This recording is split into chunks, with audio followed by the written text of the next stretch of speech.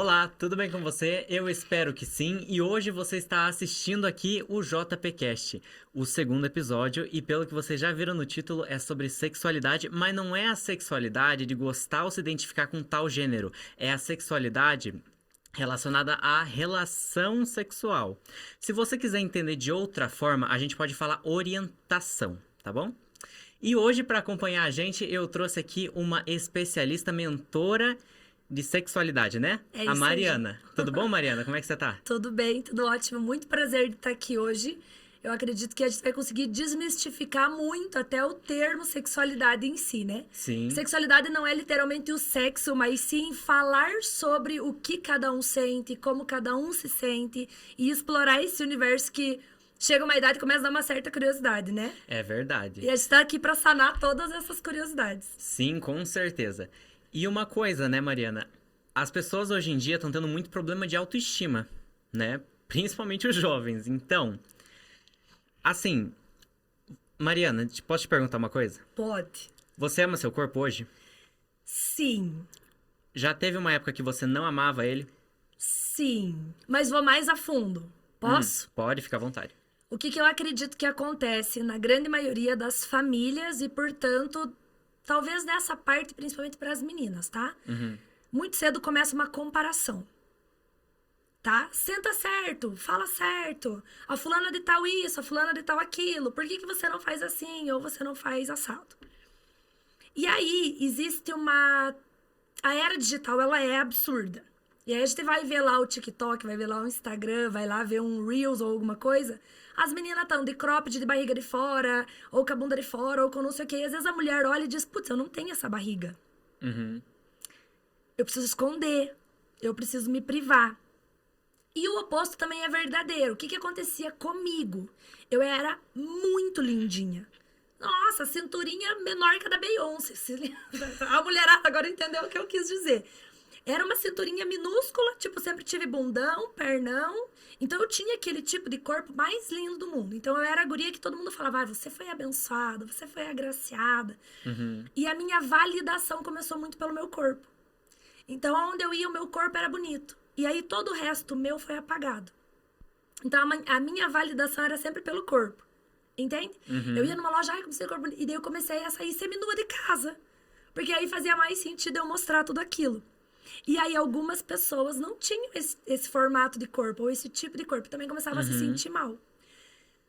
Só que chegou um tempo que essa validação me incomodava tanto. Por isso que eu digo, mulherada, não se permitam ser comparadas a outras pessoas. Sim. Não se permitam, porque o que começou a acontecer comigo? Todo o resto meu, que era totalmente importante, eu era bonita, eu era meiga, eu era comunicativa, eu era inteligente, tudo isso foi deixado de lado pelo corpo. Aí o que eu comecei a comer? Aquela que já deu spoiler antes. O que eu comecei a fazer para não ser mais validada pelo meu corpo e tentar ser notada por aquilo que eu verdadeiramente era? Comecei a comer demais e comecei a engordar. Então, aquele corpo que eu tinha, eu dei um jeito, de forma inconsciente, de perder para que o meu valor não fosse mais naquilo. Entendi. Então, esse trânsito de amar o corpo ou não amar o corpo, ele começa nessa comparação, onde a gente precisa ser algo que às vezes não é. Cada um tem um tipo, um formato, né? Existem pessoas que são maiores em cima, menores embaixo. Sim. Enfim, e não é uma receita, né? A gente vê gente tão jovem fazendo tanta cirurgia, né? É verdade. É complicado, mas assim... Então vamos lá. O teu conselho pra pessoa que, tipo, tem que começar a gostar do corpo, né?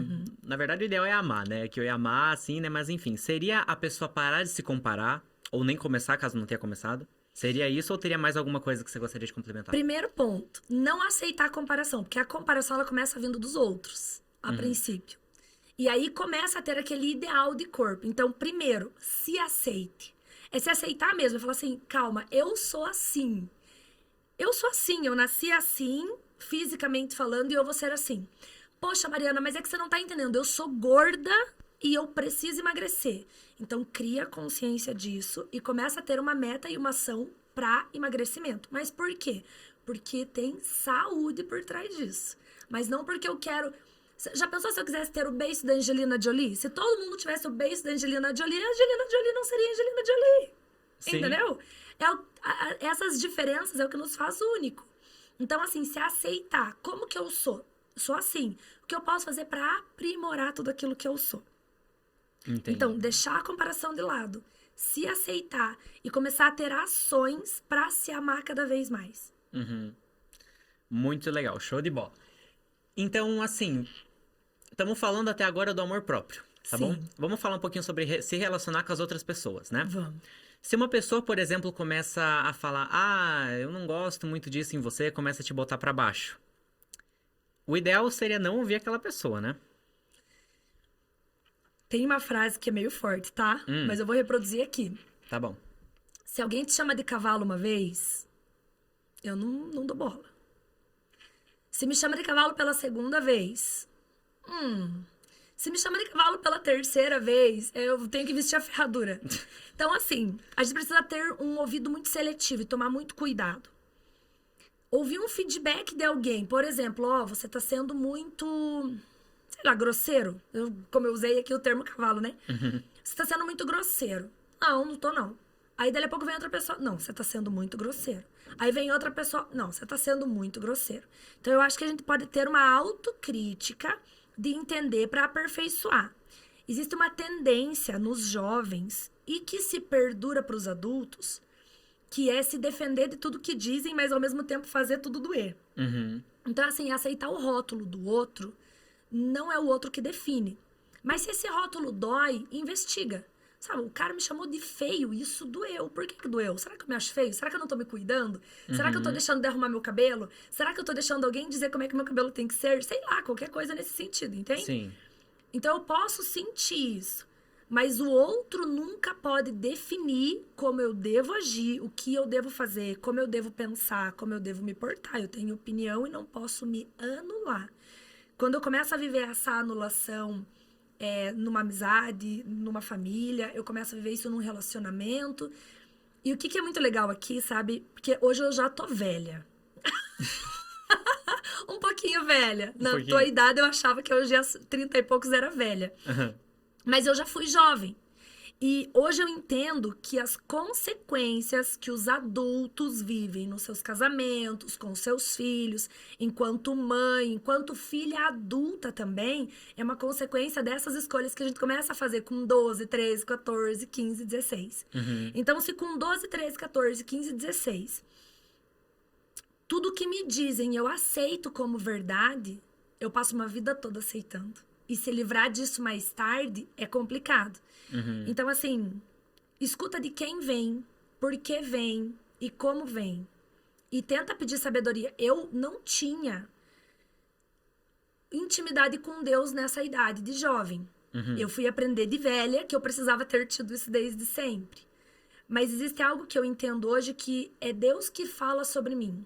E o que ele diz sobre mim, sobre você e sobre todas as pessoas que estão nos ouvindo. Que nós somos fortes, corajosos, ousados. Que ele fala para nós não termos medo. Então, assim, se você está sentindo medo, se está sentindo angústia, isso não é um sentimento que Deus fala. Então, quando alguém diz, não, você tem que ter medo disso sim. Aí, opa, peraí, deixa eu tentar entender. E quem me criou diz o quê, né? Eu não consigo separar hoje de falar coisas sem incluir Deus junto, né? Porque ele nos criou e ele tem uma promessa. Então, você tá na dúvida se o que os outros estão te dizendo tá certo ou tá errado, tenta entender o que o teu Criador fala. Legal. Bem bacana. Então, Mariana, gostei bastante da tua ideia, assim.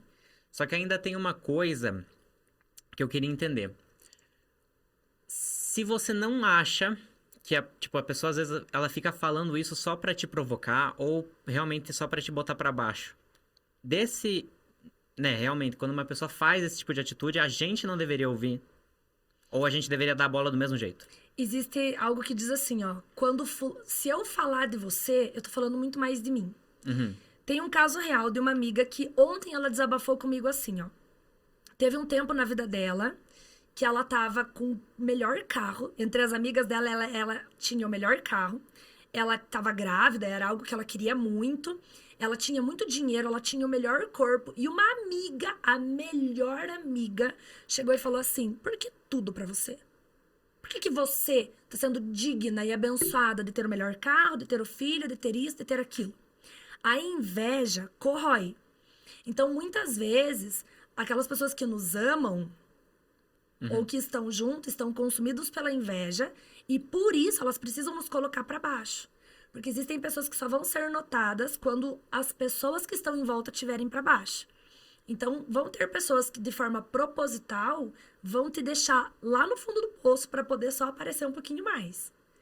Por isso que a gente precisa ter essa sabedoria para entender de quem tá vindo. Entende? Isso que essa pessoa tá me falando, tá me ajudando a crescer, mesmo que com uma crítica. Tá me ajudando a crescer e a evoluir num ponto, ou isso que estão me falando tá me diminuindo. Tá fazendo eu me acanhar, tá fazendo eu me esconder, tá me fazendo não ter vontade mais de sair de casa, tá me fazendo ter pensamentos que eu não admiro, tá me fazendo brigar. Opa, esse sentimento nenhum amigo pode gerar, entende? Você entende que é uma linha tênue. Não é que eu tenho que fechar o ouvido pra todo mundo, mas não é tudo que me dizem que eu preciso aceitar como meu. E também depende da pessoa, né? Porque Selecionar. tem gente que vai querer o teu bem, tem gente que não vai. Então, realmente, vai muito de pessoa pra pessoa, às vezes a situação, não sei, né? Enfim. É o contexto, né? Mas qual o sentimento que me gera?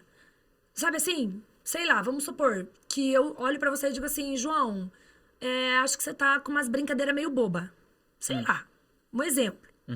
Aí você para e pensa, poxa, você sabe que eu acho que tem razão, eu acho que eu já poderia estar com umas brincadeiras diferentes. Sabe, uma piada, um jeito de falar com o outro. Ou você diz assim, nossa, agora não tô com mais vontade de brincar com ninguém, assim, não quero mais parece que eu não quero nem mais ter amigo. Poxa, então aquilo não foi realmente legal de ouvir. Muitas pessoas têm que falar a mesma coisa pra você acreditar que de fato você possa estar fazendo errado. Mas cada pessoa tem uma experiência, ela vai falar aquilo sobre a experiência dela.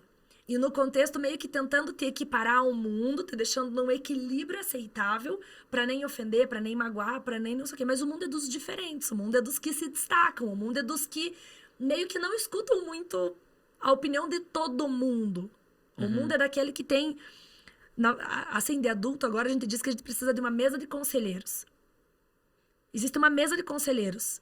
Quem vão ser as pessoas que vão compor essa mesa? Vamos supor que hoje a tua mesa de conselheiros seja Deus, teu pai, tua mãe e o teu melhor amigo. Hipoteticamente. E quando vem algo de outra pessoa, você vai chegar nessa mesa de conselheiros e vai dizer, pai, mãe, Deus, melhor amigo. O que vocês acham disso? Você acha que faz sentido?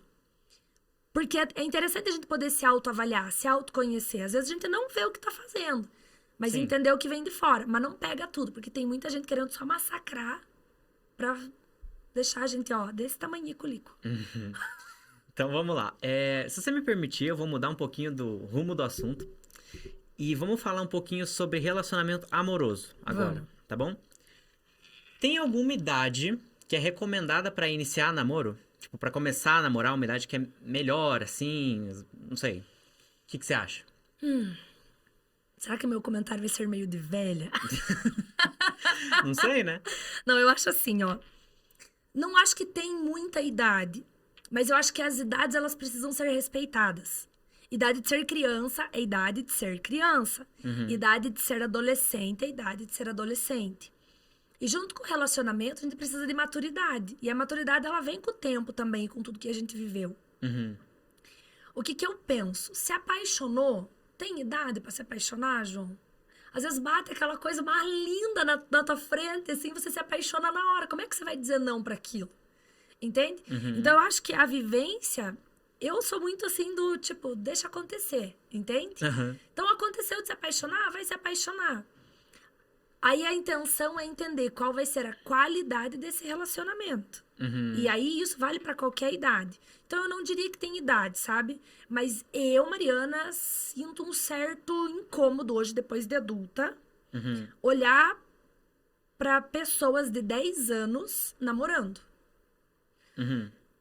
Eu trabalhei muito tempo com sexualidade lá atrás. Quando eu tinha 13 anos, eu palestrava sobre sexualidade para pessoas de 10 a 15, 16, 17 anos. E naquela época, muitas meninas com 12 anos já tinham relação sexual. Mariana, você acha certo ou errado? Eu acho errado. Ter relação sexual naquela idade. Eu acho. Não tem maturidade, não tem uma formação de corpo, não tem consciência do que tá fazendo. Sim. Dentro disso, pode vir acarretado tantas coisas. E as pessoas, às vezes, falam muito do filho, né? E é um crime uma criança ser mãe de outra criança. Realmente. Mas, de verdade, isso é o menos pior. Porque existem muitas doenças que podem ser contraídas a partir disso. E por que é mais fácil contrair tudo isso com 12 anos, com 13 anos? Porque no vucu-vucu, ali dos hormônios e de tudo mais, não cria maturidade para pensar em se proteger. Putz, não tem camisinha? Azar. Os hormônios estão tão maluco que vai do jeito que tiver que ser. E aí tá feita a cagada. E aí, às vezes, evita um filho nessa. Porque é mais fácil evitar um filho. Mas uma ICT não. A ICT são as doenças transmitidas durante o ato sexual. Sim. Seja ele qual for. Qualquer tipo de sexo transmite ICT se não tiver com proteção. Então, às vezes tem pessoas pensando só em evitar um filho. Mas esquecem que podem estar adoecendo seus corpos. E tudo isso é falta de maturidade. Na fase mais adulta, a gente consegue controlar esses hormônios, entende? Não, não vou fazer não. Não tem, não dá, não, entendeu? Sim. Até porque existe também uma tendência de se ter um parceiro único na fase adulta. Quem começa essa fase sexual tão cedo assim tem uma tendência de diversificar parceiros demais.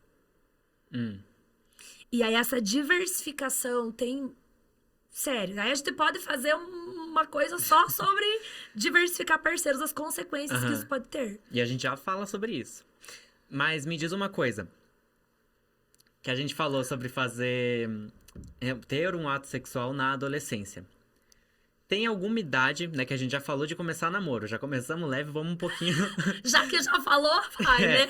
Então, tem alguma idade que é melhor pra começar a ter ato sexual?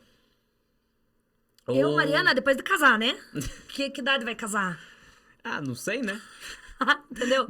Assim, ó. A Mariana não pensava assim antes. Mas o que eu entendo hoje? A troca sexual, ela traz uma troca de energia.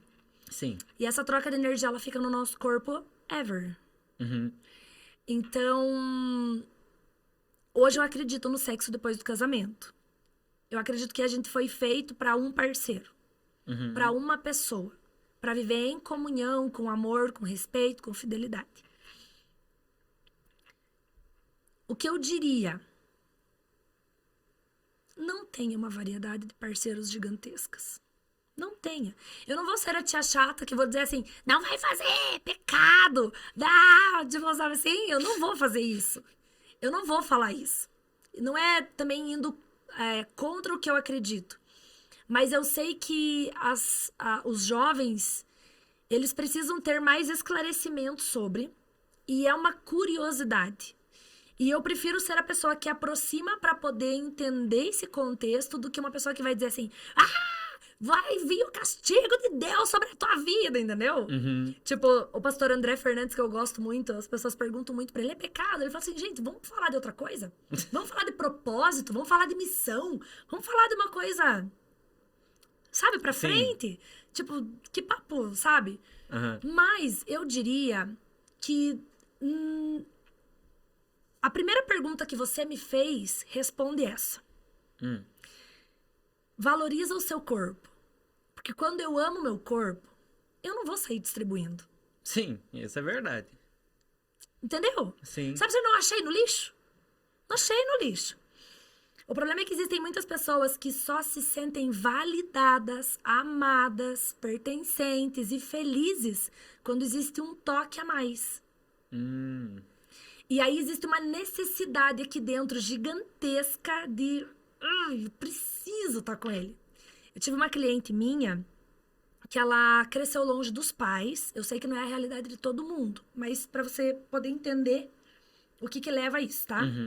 Ela cresceu longe dos pais.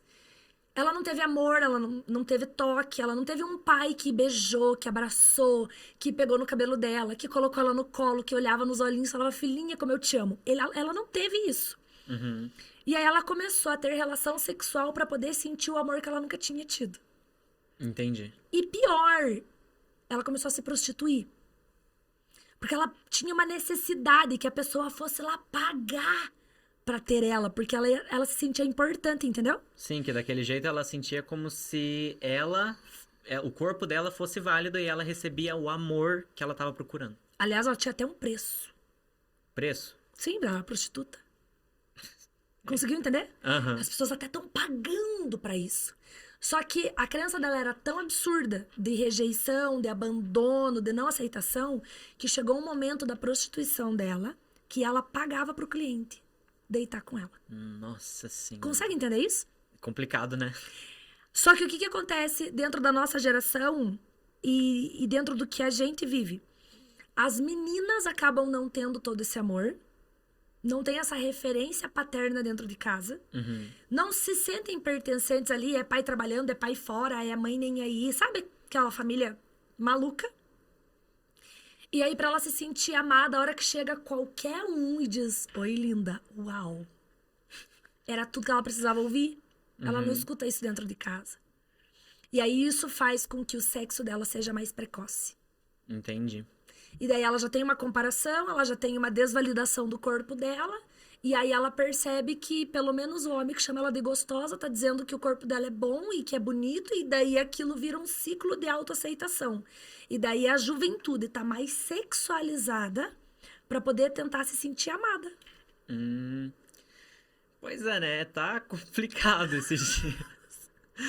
Mas, enfim, eu lembro que você tinha falado das ICT, né? Tem como identificar se contraiu alguma coisa? Sim. Caso tenha acontecido, seja, tipo, conscientemente ou não? Tipo, no sentido que a pessoa foi, às vezes, forçada a fazer, por exemplo. Existe ainda, né? Muitas, assim... E às vezes a gente pensa no forçado, um estupro, mas não, né? Tipo, eu lembro que na minha época chamava de Boa Noite Cinderela. Boa noite, Cinderela. Nunca ouviu falar assim? Não, pior que Não é não. de jovem, né? Mas era droguinha, assim, colocava, se chapava, ou as meninas hoje estão bebendo tanto. Aí fica sem dono, e aí pode acontecer. Mas a pergunta é outra, vamos lá. O que eu aconselho? Independente da idade, todo homem e toda mulher deve ter acompanhamento médico. Então, os meninos têm que estar no urologista e as mulheres têm que estar no ginecologista. Independente se tem relação sexual ou não, é o funcionamento do corpo. Parou de ir no pediatra, tem que ir no urologista e no ginecologista, entendeu? Uhum. E aí, quais são as consequências, tá? O que normalmente a gente pode perceber? Para o homem, é muito mais fácil de perceber qualquer tipo de ICT, porque o órgão do homem, ele é para fora. Uhum. Então, qualquer corrimento, qualquer bolinha, verruguinha, qualquer machucadinho que perceba, e é muito mais fácil perceber, é um sinal gigante de alerta. Sim. Para a mulher é muito mais difícil, porque tudo está dentro. Então, depender de que a mulher consiga sozinha diagnosticar é muito difícil. Até porque a mulher, ela já tem um corrimento natural. Já é natural a mulher ter um corrimento. Às vezes numa maior quantia. O que ele não pode ter é cor, cheiro. E aí, às vezes, isso fica difícil para ela identificar. Então, por isso é imprescindível estar no médico. Mas mudou a intensidade do corrimento, mudou a cor do corrimento, mudou o cheiro do corrimento. Por isso que é importante se conhecer. Uhum. Existem fisioterapeutas pélvicas que vão até além, tá? Existem mulheres que, quando saudáveis e que sabem que estão saudáveis, tá? Pegam aquele corrimento e sentem o gosto pra entender se tá mais ácido ou não, pra ver como é que tá equilibrado o pH. Nossa. Assim, vai além. Mas o autoconhecimento, ele é muito importante. As mulheres precisam olhar pra vulva pra entender se ela tá vermelha, se ela tá rosada, se ela tá rachada, se ela tá, sabe assim, com aspecto diferente. É importante conhecer. Se conhecer é importante, se olhar é importante, mas muito mais do que isso. Ter esse acompanhamento periódico é mais ainda. Pro homem é muito fácil. Olhou, pá, tá ali, né? Agora, pras meninas é mais difícil, porque é tudo dentro. Sim. E falamos de doenças físicas, né? Vamos para as mentais agora? Ai, que dó. As psicológicas. Ah, Sexo vamos. na adolescência pode gerar trauma? toda a vida. Pra toda a vida. Tá. Ou você quer dizer, tipo, dependente da Sempre idade? vai, sempre vai. O que eu vou dizer? O sexo na adolescência, como a gente já trouxe ali, muitas vezes não é por uma vontade natural do próprio corpo Uhum. e do próprio amor. Às vezes é só pra poder pertencer a um grupo. O que acontece muito nessa idade? Ah, você ainda não beijou na boca, você ainda não beijou na boca. Ai, porque você não sei o quê, porque você não pode, tipo assim, é o excluído porque não beijou na boca. Uhum. Depois começa a ser o excluído porque ainda é virgem. É ou não é? É. Não existe isso? Aponta na escola, ai, o virgem passando, ó, o virgem passando. Vamos fazer a festa pra fulana perder a virgindade. É ou não é? Uhum. Tem isso. E aí, às vezes, essa pressão pra poder ser aceito naquele grupo, pra poder fazer parte naquele grupo, gera uma vontade que não é natural. E aí, isso, lógico, que vai acarretar um trauma. Foi forçada psicologicamente, foi levada pra isso. Outro fator que a gente trouxe ali. Essa pessoa não se sente bem, não se sente validada, e pra poder se sentir assim, ela acaba topando. Então, vai chegar um momento que isso vai reverberar lá na frente. Lembra que eu te falei assim, que hoje eu sou uma adulta, que já fui jovem? E por que é tão legal falar isso? Porque todas as consequências que a gente vive enquanto adulto, enquanto esposa, enquanto marido, enquanto mãe, é uma consequência dessas escolhas lá atrás. Uhum. Então, não é pra amedrontar, mas qual é a motivação que cada um está tendo real, a motivação real pra ter um ato sexual? Uhum. Qual é o real motivo? Não, eu amo de paixão fulano de tal e eu e ele queremos se entregar um pro outro. Ou eu amo fulano de tal e eu quero dar pra ele não me rejeitar. Porque tem muita mulher que pensa, se eu não fizer, vai ter quem faça. É, Entende? entendi. E aí, então, a motivação ela é muito mais importante do que qualquer coisa. O que tá motivando? Se a tua motivação é genuína, é real, não. É porque eu quero, não é porque os outros estão falando. Não, é porque eu quero, eu já me sinto amada o suficiente por ele, sinto o amor dele por mim, entende? Uhum. E isso tá acontecendo de forma natural. Tá? Tá bom. Você entende que é diferente? É a Sim. motivação que muda tudo. Esse é meu ponto de vista, né? Uhum. O que você acha, João? É muito bom. É que assim, a gente se envolve tanto no assunto aqui, por causa do jeito que você fala. É que você também é especialista, você entende bastante do assunto, então fica muito interessante, né? Então. Mas você acha que tem acontecido isso? Você acha que as pessoas estão tendo a primeira vez para serem aceitas de alguma forma, para algum tipo de grupo da escola? Você sente isso perceber? Olha, eu vejo, mas não é com relação à virgindade, por exemplo. Geralmente não é assim, pelo menos, né? Hoje em dia eu tô vendo muito também sobre a questão de sexualidade, mas eu tô vendo bastante, às vezes, porque a pessoa não... Ela tem talvez algum problema no corpo. Às vezes ela tem alguma coisa que a gente falou de se amar, né? Às vezes a pessoa ela tem algum... Não vou falar deficiência física porque logicamente não é, mas alguma coisa que às vezes é diferente, tipo, mais gordinha, enfim, né? E daí ela acaba indo pra um grupo que ela sabe que ela vai ser aceita, porque lá ela... Como é que eu posso... Porque lá são também diferentes. Exatamente. Aí viram, assim, eu sei que é horrível falar isso, mas pelo que eu entendi tá sendo isso. O grupo dos normais e o grupo dos diferentes. Isso, exatamente. E aí isso gera uma seleção natural das pessoas. Só que aí o problema é que as pessoas não percebem que estão fazendo aquilo, né? E daí acabam fazendo inconscientemente só pra, né, participar de alguma coisa e falar, essas pessoas entendem como eu funciono, ou então elas aceitam que eu sou diferente, e ali eu vou ficar bem. Então ali eu sei que eu posso ir. E às vezes a pessoa faz isso porque às vezes dentro de casa ela não se sente assim, né? E você veja como isso é louco, porque a mesma coisa que faz eu encontrar um grupo que me aceite, gera isso pra qualquer coisa. Por exemplo, hoje o tema era sexualidade. Então a gente falou sobre sexualidade, não falou só sobre, por exemplo, as diferenças, né? Sim. Hoje, por exemplo, eu tenho uma filha autista. Ela é diferente, não é? O que acontece hoje com ela? Ela gosta de brincar de uma brincadeira. Ela vai brincar com as meninas estão brincando de outra coisa. Ela não consegue ainda se inserir naquela brincadeira. Daí ela vai pro grupo dos meninos. Quando ela chega no grupo dos meninos, os meninos estão brincando de outra coisa. E ninguém mais aguenta brincar com aquilo que ela gosta.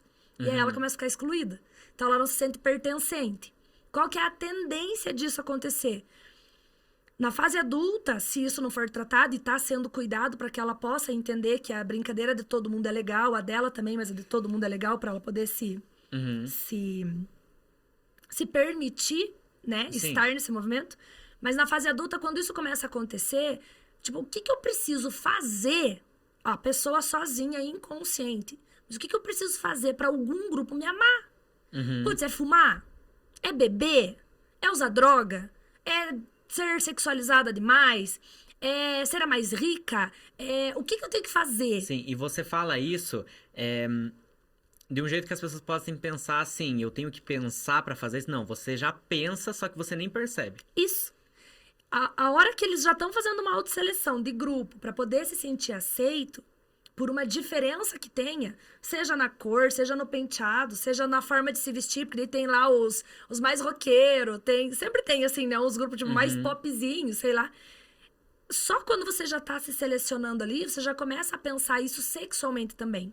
De que forma que eu vou ser aceita? Porque assim, eu já faço parte desse grupo pop aqui, por exemplo, dos normais. Nesse grupo dos normais, agora tá todo mundo fumando maconha. E agora? Eu vou ser rejeitada do grupo ou vou fazer parte? Pois é, né? Então, eu já tô nesse grupo, já tô inserida. Putz, agora todo mundo aqui transa. E agora? Eu saio do grupo, vou pro grupo dos diferentes ou transo de uma vez pra poder fazer parte desse grupo? Sim, e às vezes a pessoa, ela tem, às vezes, essa ideia, assim, não sei, né? Mas aí ela tem aquele negócio. Mas e se a pessoa, se eu tiver que fazer sexo e a pessoa não gostar do meu corpo? Tipo, às vezes a pessoa, ela, por exemplo, um homem que tem um pênis menor, ele vai ter problema pra fazer isso? Ou ele vai, tipo... João, é mito da vida esse negócio que o coisa tem tamanho. É mito também, tá?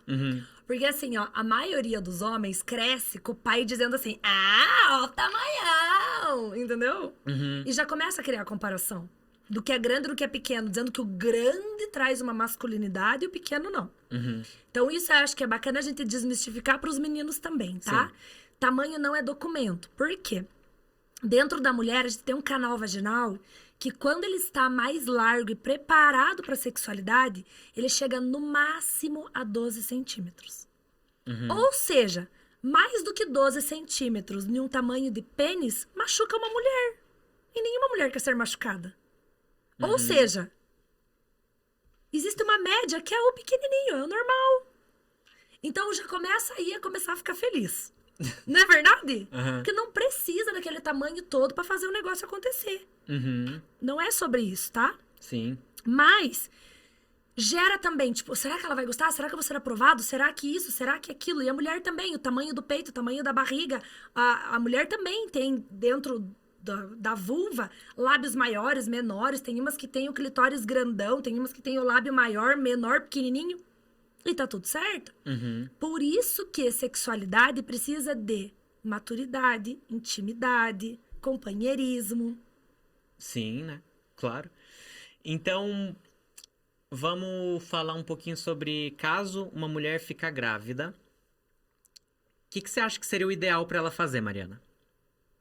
Porque assim, a mulher tá se protegendo, ou ela tá com o DIU, né, que fala? É DIU? É DIU, né? E o homem tá com a camisinha, por exemplo, não teria tanto problema assim, aí, apesar de que possa ocorrer alguma coisa que, né, acabe dando um erro. Mas se ocorrer dela, por exemplo, ser estuprada e ela ficar grávida, o que ela deveria fazer? Sem querer? Como assim, sem querer? Ela engravidou sem querer. Ela não queria engravidar. Isso. Eu acho assim que nenhuma folha cai de uma árvore sem a permissão de Deus. Então, pode ser que ela não queria. Mas Deus não ia permitir que acontecesse se não fosse pra acontecer. Então, eu não sei se você vai me perguntar isso logo em seguida, mas eu já vou responder. Eu sou absolutamente contra o aborto. Então, o que eu acredito que essa mulher, essa menina, ela deve e precisa fazer. Buscar acompanhamento emocional, psicológico, espiritual Uhum. e ter todo o suporte necessário. Porque vamos lá, vamos supor do cenário de uma menina estuprada. Ela engravidando ou não, ela já precisa desse suporte. Sim. Entendeu? Uhum. E aí depois ela vai entender o que ela vai fazer com essa criança. Se ela tem maturidade pra cuidar, se os pais vão cuidar, se alguém vai cuidar. Mas eu sou contra tirar a vida. Uhum. Eu acho assim, putz, aconteceu algo que eu não queria. Mesmo me protegendo, mesmo me cuidando, mesmo fazendo tudo que eu deveria. Por isso que eu acho que o sexo é separado pro casamento e pra maturidade. Você consegue entender? Sim. Porque é muito diferente o contexto de uma criança nascer num lar estruturado do que numa adolescência. Mas a gente tá citando um caso de estupro, mas eu já dei essa deixa aqui. Uhum. Buscar esse suporte. Buscar esse suporte psicológico, espiritual, Independente se ela engravidou ou não. independente. Mas se engravidar além ainda, né? Porque tem mais uma criança que depende da condição psicológica, mental e toda da mãe para poder ser conduzida também, entende? Uhum. Por isso que estar no médico regularmente também é bom, porque estar tendo orientação, cuidado com a prevenção também é importante, sabe? Uhum. E você falou que é contra o aborto, certo? Por que você acha que o aborto seria uma coisa ruim? Por que você não... Por que você é contra o aborto, né? Porque desde que o filho é gerado, já é uma vida. Uhum. Então, se eu aborto, eu tô matando Sim. uma vida que estava sendo gerada dentro de mim. E que você falou, né? Você não consegue separar a sexualidade agora de Deus, né? Não. Já tá nos 10 mandamentos que um deles é não matar, certo? Uhum. Então. Aí o próprio filho ainda, né? Ah, tá, mas é o filho do estuprador. Eu sei. Mas vai mudar o fato? Assim, tentando ser o mais racional possível. Lógico que é triste. Se não tiver um suporte psicológico pra manter esse filho do teu lado, existem famílias que querem. Uhum. Eu penso assim, entende? Existem famílias que querem. Eu prefiro ainda que uma mãe possa criar. Por quê? Eu sei que isso é muito pesado e muito doído, principalmente pra esse aspecto, tá? Uhum. Mas o que Deus também diz pra gente o tempo todo? Perdoar. Mariana, eu tenho que perdoar meu estuprador? Tem. Sim. Putz, é pesado isso, não é? É. É muito pesado. Como é que você vai dizer pra uma menina que foi estuprada, perdoa? Mas por quê? Porque quem tá guardando tudo aquilo é ela. Sim. E gerando aquilo tudo que ela guarda em quem depende dela também. Que pode ser um filho que é dela com o estuprador ou que é dela com outras pessoas. Enfim, ela começa a pôr aquela raiva, aquele ódio, aquela mágoa em cima dos outros. Uhum. E a gente só pode oferecer pros outros aquilo que tem dentro da gente. Verdade. Então, assim, muitas mulheres foram abusadas. Muitas. E a maioria das vezes não gera gravidez. Uhum. Só que esse trauma sexual do abuso também gera tudo que a gente trouxe. Ou a pessoa se fecha pro resto da vida, ou ela se torna muito sexualizada pra provar que aquilo tá bem resolvido na vida dela, mas tá com aquela dor ali dentro também. Uhum. Então, teve qualquer tipo de abuso, fala. Fala, busca ajuda, procura. Não quer contar pra mãe que o pai fez alguma coisa, não quer contar pra mãe que o padrasto fez alguma coisa. Ou vice-versa, porque meninos também são abusados. E também são abusados por mulheres. São? São. Dessa eu não sabia. Sim. Dessa eu não sabia. Sim. E às vezes são abusados com consentimento, às vezes até do pai, que às vezes o pai leva na zona pra fazer ser homem. E aí o cara não quer e tem que fazer. Nossa, é que assim, né?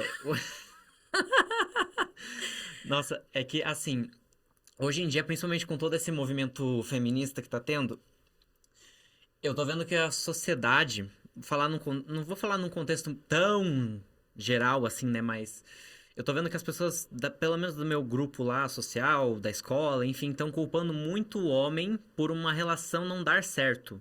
A culpa é sempre do homem? Não. Não. Primeiro que o feminismo é o contrário do machismo. Uhum. E se o machismo é ruim, o feminismo também é. É verdade. Como é que eu vou combater algo ruim com algo igual? É. Entendeu? Aham. Então, feminismo e machismo, pra mim, é uma bosta. Com o perdão da palavra. Cara, não dá. Mas assim, culpar os homens por tudo é o maior senso de vitimismo que existe. Não é nem feminismo, é vitimismo. Porque dentro de qualquer relação, vamos supor, o podcast agora aqui, depende só de você? Não, Depende só de mim? não. Se der errado, vai ser a culpa de quem? Nossa. Simples assim. Você tem uma responsabilidade aqui dentro e eu tenho outra. E a gente tá dividindo essa responsabilidade. Sim. Agora eu falar assim, ai, João não sei o quê. Ah, mas a Mariana não sei o quê. Entende? Você pode, se eu estiver falando alguma coisa errada, você pode me interferir. Falar assim, não, mas não era bem por esse lado. Mas vamos mudar o assunto, sei lá, entendeu? Você conduz. Sim. Não dá pra jogar a culpa, a responsabilidade é dos dois. O relacionamento é assim. Uhum.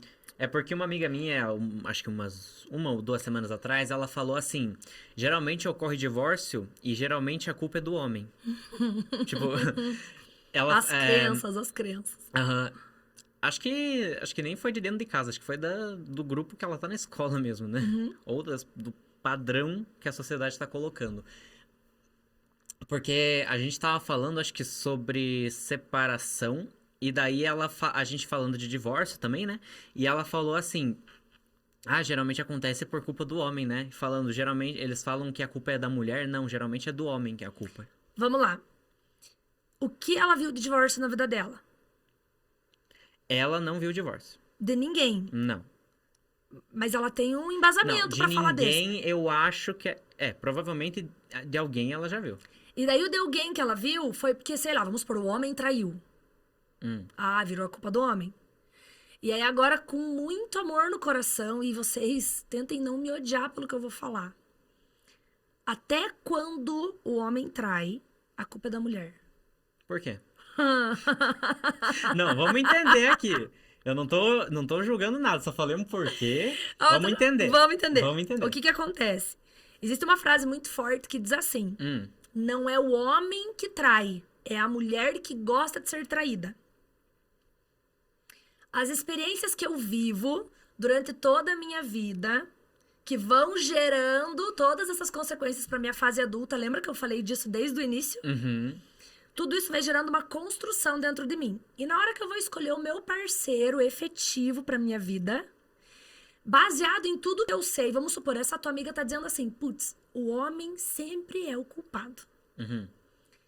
Sem que ela queira, conscientemente, mas lá dentro dela, ela vai escolher um homem que vai dar problema. E a escolha do casamento é de quem? Dos dois. De novo, não é culpa só de um, tá? Uma mulher que foi muito ferida por homens, ela só entende que existe essa forma de se relacionar. E aí ela encontra um homem que possa ferir ela. E aí eles se casam. E daí ela continua ferida e ele ferindo. Um homem que é capaz de ferir uma mulher só vai casar com uma mulher que se submete a ser ferida. Uma mulher que foi muito amada, que foi muito cuidada, que foi muito validada, que foi agradada pelo pai, que sentou no colo, que escutou palavras de amor o tempo todo, ela nunca vai se relacionar com esse homem. E ela vai se relacionar com um homem, teoricamente, melhor. Mas a mulher que tem essa crença de que homem não vale nada, homem não presta. Você escuta isso?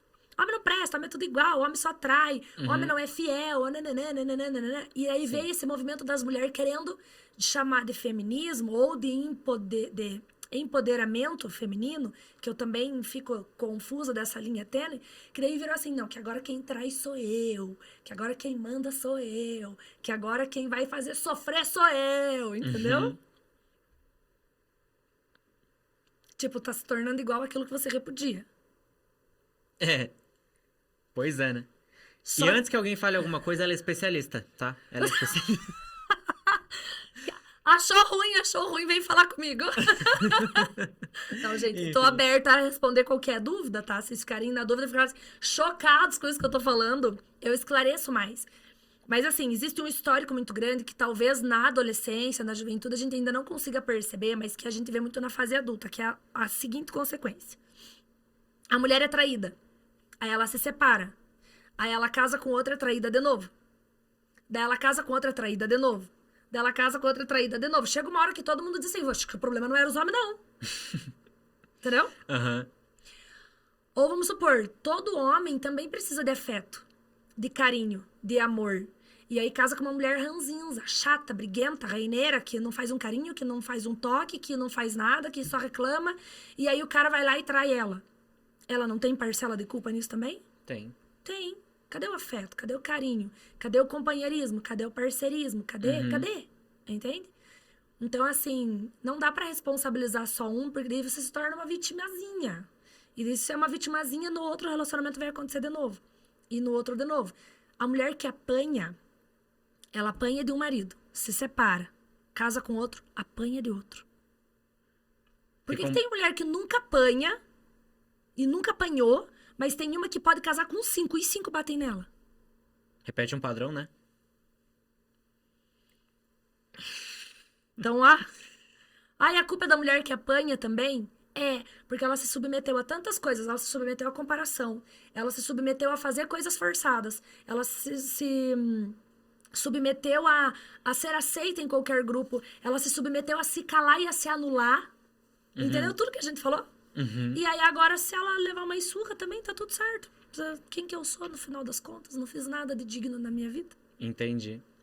Então, vamos finalizar isso aqui com 2 perguntas. Lá vem, João. Deixei pro final, né? Meu Deus. Mariana, dedicado aos homens agora. Prática frequente da masturbação. É ruim? Por que dedicado pros homens? Não, mas vamos lá. A masturbação é muito ruim. Como é que eu vou explicar, tá? Vamos lá. A masturbação é um ato de autoconhecimento? Sim. Todavia. Só que a masturbação, ela tem uma pressão da mão que nenhuma vagina vai ter. Não existe. É impossível, tá? A velocidade, o ritmo, aquilo que eu faço com o meu corpo, ninguém é capaz de proporcionar pra mim. O prazer da masturbação, ele é muito imediato. Em 1 minuto você tem um orgasmo. Dentro de uma relação sexual não é bem assim. Só que se eu me programo pro vício da masturbação, dentro de uma relação, o que eu posso começar a ter? Daí isso é um problema dentro de uma relação. Ejaculação precoce. Aí os meninos, eles param de querer ter uma preliminar, que é preparar a mulher pro ato. Porque assim, pode ser que seja pela primeira vez que muitas pessoas vão ouvir isso aqui, tá? No grupo dos velhos é mais frequente. Mas vamos assim. A mulher, ela demora mais ou menos 20 minutos de preliminar mesmo. Beijo na boca, abraço, carinho, massagem, pra conseguir se preparar pro sexo. O que é preparar pro sexo? O homem precisa estar ereto.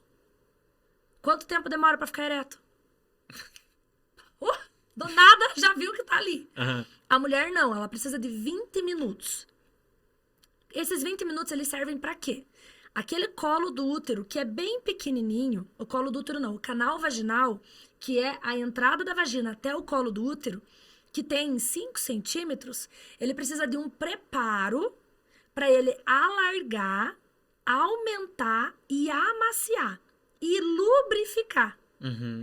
Quando existe isso na mulher, antes da relação, existe uma relação gostosa. Para a mulher não sentir dor, para a mulher não sentir um estupro, para a mulher não sentir invasiva, invadida. Quando o homem é viciado em masturbação, ele acaba não respeitando o tempo dela, porque ele nem consegue esperar tudo isso. Porque ele tá tão viciado no rápido, entende? Além de que se torna muito mais difícil se relacionar, porque aquilo que ele consegue muito imediato é muito rápido. Chega uma hora que ele pode começar a ter dificuldade até de sustentar a ereção. Por quê? Porque além de demorar mais com a mulher, ainda não tem toda a pressão que ele é acostumado a sentir com a própria mão. E aquilo começa a ficar desinteressante. E aí o problema da masturbação é começar a achar a mulher desinteressante, o sexo desinteressante, a parceria desinteressante e começar a se isolar e ficar sozinho. Existem quadros muito maiores de vício da masturbação que a pessoa precisa sair da aula para ir pro banheiro se masturbar. Sabe aquela história basiquinha que a gente começa com a maconha e depois tá no crack? É tipo isso, só que com a masturbação. Primeiro você se masturba uma vez na semana, depois você se masturba todo banho, depois você se masturba, depois você não vai mais trabalhar, você não vai mais pra escola pra poder ficar se masturbando. E normalmente, o que acompanha a masturbação? Pornografia. E aí o uso da pornografia começa a vulgarizar as parcerias que você também vai encontrar. Porque você começa a achar que as mulheres têm que ser daquele jeito, que já estão ali pronta, com o buraco aberto, que é só fazer, que... Por isso que eu acho que a sexualidade, ela precisa ser começada a trabalhar desde muito cedo. Porque se essas pessoas que estão nos assistindo hoje não tiverem uma fonte segura de informação sobre tudo isso, elas vão digitar no Google. Sexo. E aí vai aparecer um monte de vídeo. Dos piores possíveis. E aí ela vai entender que sexo é aquilo. E não é. Sexo é a união de um casal que se ama, com amor, com companheirismo. Não é só o prazer. Só que não existe nenhum vídeo gravado de um casal que se ama transando. De forma plena, para que possa ter como um modelo, entendeu? Só existe o quadro mais vulgar possível. E aí as pessoas começam a confundir o que é sexo de verdade. Então a masturbação, ela é muito má por isso. Mulheres também são viciadas em masturbação, tá? São. Também existe. Mas a gente pode deixar aqui de indicação, no YouTube tem um TED Talks que é sobre masturbação. Você vai digitar lá, masturbação TED Talks. E é um menino falando justamente do vício dele, como que começou, como que foi o vício dele, como que ele curou o vício dele. E eu acho que é muito interessante, porque o vício da masturbação começa nessa idade. Por quê? Os hormônios estão bem loucos. Tipo, chega essa idade, os meninos acordam com o pênis ali. E isso não é sexualidade. Isso é o pico de testosterona que acontece no corpo dos homens de manhã. Simples assim.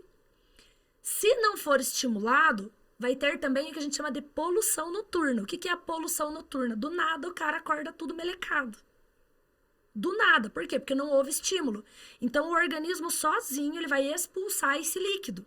E aí ele começa a se sentir na necessidade de fazer isso sozinho. Mas o próprio corpo faz isso por ele.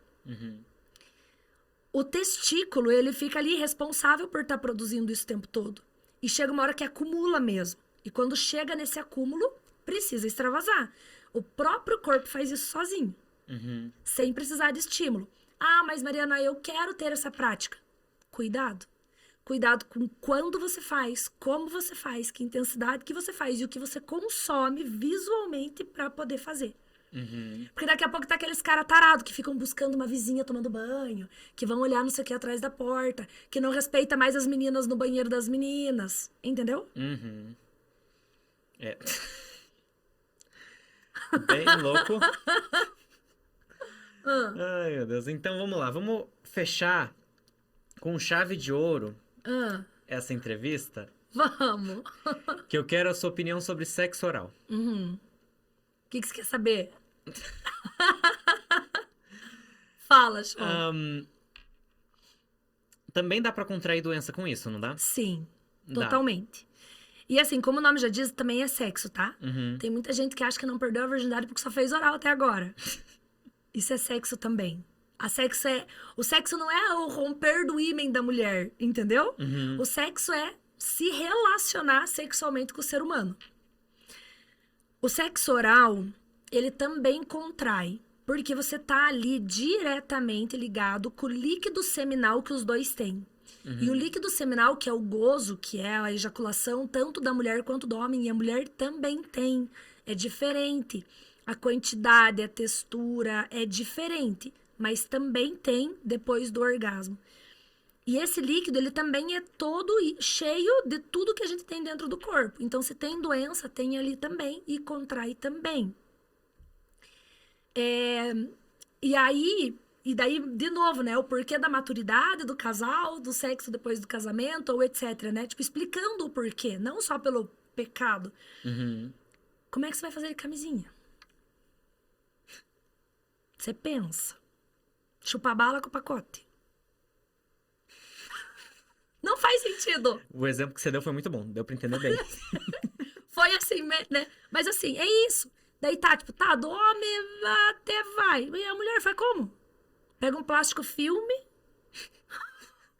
João, entendeu? Aham. Aí como que não vai contrair? Como que não vai estar suscetível? Quantos parceiros a maioria dos jovens hoje tem? E aí tá tudo trocado. Uhum. Você não sabe o que a outra pegou, que já tá com você, que tava não sei quando com o outro, que não sei quando, entendeu? Uhum. Então, assim, sexo oral pode? Lógico que pode. É permitido, assim, olhando pela fisiologia divina? Tá tudo certo. Não é pecado, entendeu? Uhum. Pode fazer, pode se divertir, pode amar, tá tudo lindo. Uhum. Desde que seja consentido. Não pode ser a mulher não quer fazer e o cara fica forçando, sabe? Puxando cabeça. Isso não pode acontecer nunca. Isso é estupro. Os dois têm que querer fazer. E pode fazer e tá tudo certo fazer. Porém, todavia, entretanto, sim, é sexo. Uhum. Tem gente, na minha época, tá? Tinham meninas que faziam sexo oral, faziam sexo anal, se esfregavam de tudo que era tipo, só não tinham rompido o ímen e se achavam virgem. Não existe virgindade nisso, entendeu? Uhum. Tem um monte de gente agora que vai estar. Meu Deus, não sou mais virgem, acabei de descobrir, às vezes, né? Pode acontecer, não sei. Mas enfim. Tem transmissão de doença, sim. Só não pode engravidar, tá? Esse negócio de que engolir as coisas vai engravidar é tudo mentira. Uhum. Já vamos falar a verdade assim, né? Direto, porque...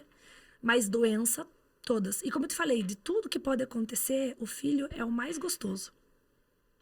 Como assim? Ter um filho, de todas as consequências que o sexo pode trazer, ter um filho é a melhor parte, Ah, tá. né? O problema é realmente a doença. Entendi. Porque o filho a gente dá jeito, né? É. Acha suporte ou alguma coisa, mas a doença às vezes pode ser até fatal, né? Uhum. Muito bom. Ficou esclarecido, João? Ficou. Era isso que você queria? Era isso, Maria. Ai, que legal, E adorei. se alguém ficou com alguma dúvida, alguma coisa, qual que é teu Instagram pra pessoa entrar em contato? @MarianaFabresOficial. E aí você pode ir lá me questionar, me perguntar por que eu falei tantas coisas ou o quê. Enfim, fico à disposição pra você poder me procurar pra gente trocar uma ideia. Então tá bom, Mariana. Obrigado por participar, tá bom? Imagina, João, eu que amei, eu adoro falar sobre isso, ainda mais pra jovens, assim, porque eu acho que traz um esclarecimento. E eu espero ter correspondido às tuas expectativas em relação a isso e a expectativa do teu público também. Uhum, pode deixar. Obrigado a você que assistiu até agora e é isso. É isso. Tchau.